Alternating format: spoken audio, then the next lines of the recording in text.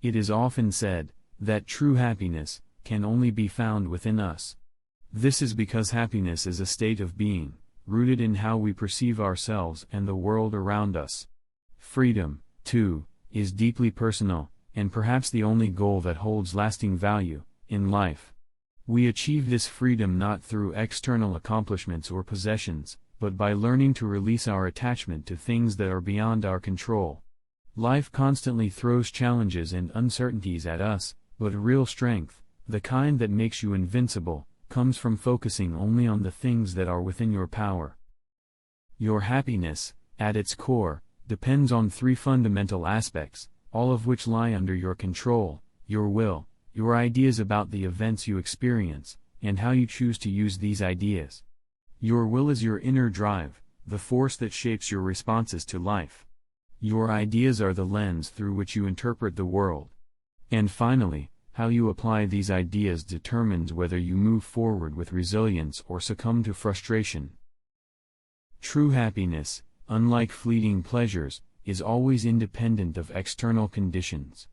The material world is constantly changing, and if you rely on it for joy, your happiness will always be fragile.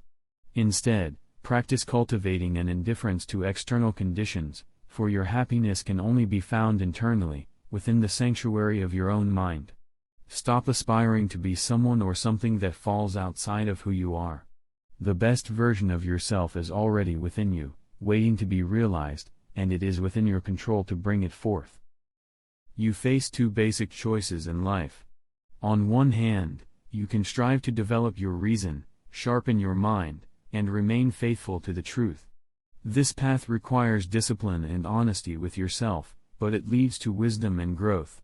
On the other hand, you can allow yourself to be influenced by externalities, the fleeting opinions of others, material desires, and temporary pleasures.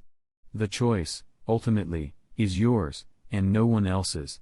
You hold the power to apply your skills to inner work, the kind of work that brings true fulfillment, or you can get lost in appearances and illusions, chasing after things that will never bring lasting peace. In short, you can become a person filled with wisdom, self-knowledge, and inner peace, or you can follow the common paths of mediocrity, where the mind is governed by distractions, and the soul remains unsettled. The key to happiness and freedom lies in one fundamental principle: learn to distinguish between what you can control, and what you cannot. This is the foundation of inner peace. When you recognize that some things are simply beyond your influence, whether it be the opinions of others, the outcome of events, or the passage of time, you free yourself from unnecessary suffering. Only after accepting this vital truth, and learning to distinguish between what is in your hands and what is not, can both inner and outer tranquility become possible. Focus only on what you can control. Keep your attention entirely on the things that truly matter, the things within your power, your thoughts, your actions, your responses. This way, you avoid wasting energy on what belongs to others, what lies outside your sphere of influence. Remember that what belongs to others, their thoughts, their actions, their opinions, is their responsibility, not yours. The moment you embrace this, you become immune to coercion, immune to the pressures of the world. No one will be able to repress you, because your inner freedom, your peace of mind, is untouchable. When something happens, the only thing truly within your power is your attitude toward it.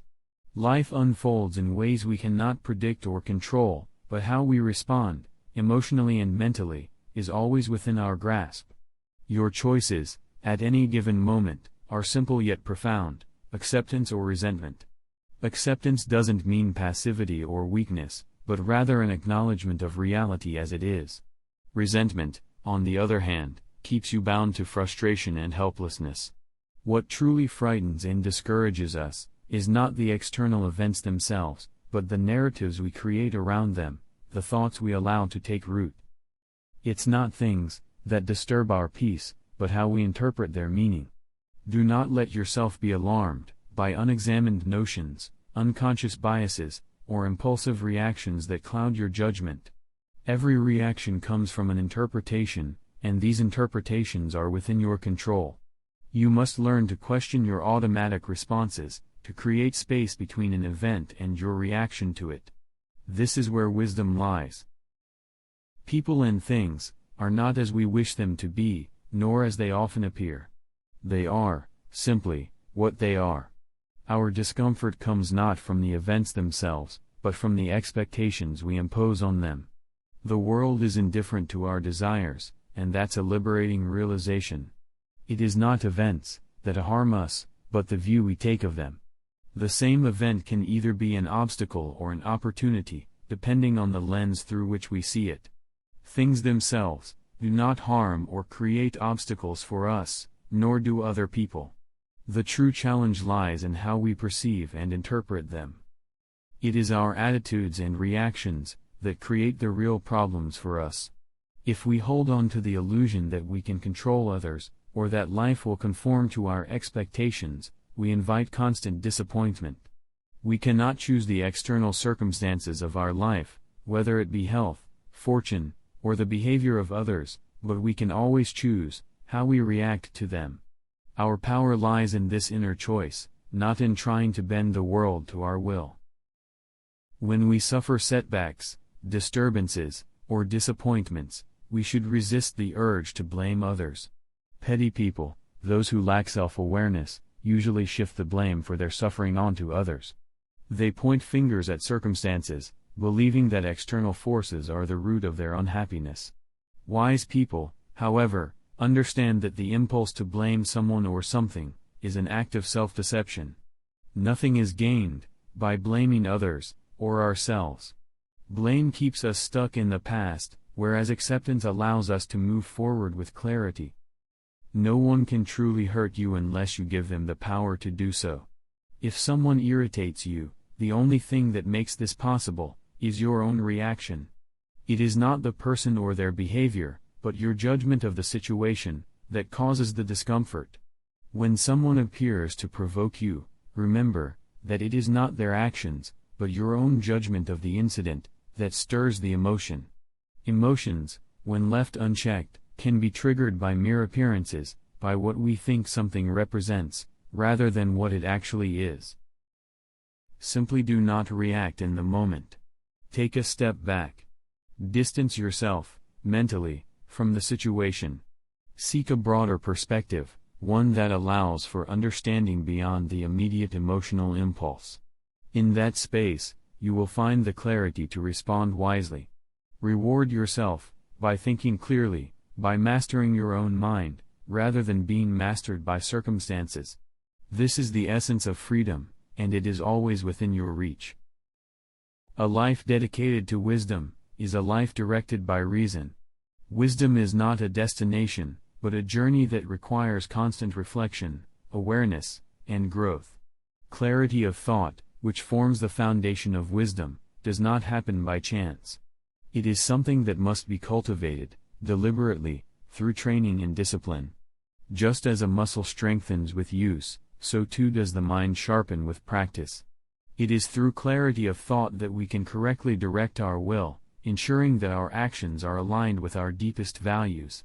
With this clarity, we remain true to our real purposes, unshaken by the distractions and trivialities of life. We begin to see our relationships with others in a clearer light, understanding the duties and responsibilities inherent to those connections. With every difficulty in life, we are called to turn inward, to reflect on our reactions and to draw upon our inner resources, often unknown or untapped until they are needed. The trials we face, though painful, are opportunities to learn more about ourselves and what we are truly capable of.